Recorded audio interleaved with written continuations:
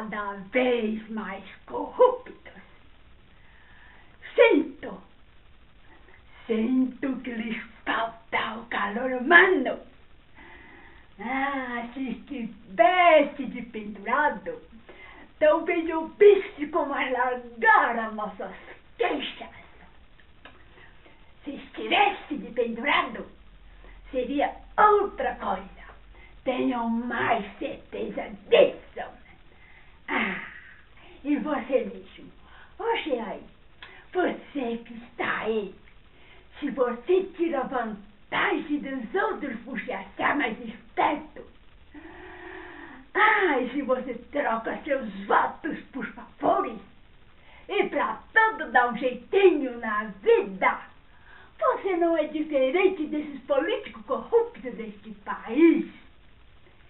Eles são apenas um reflexo seu.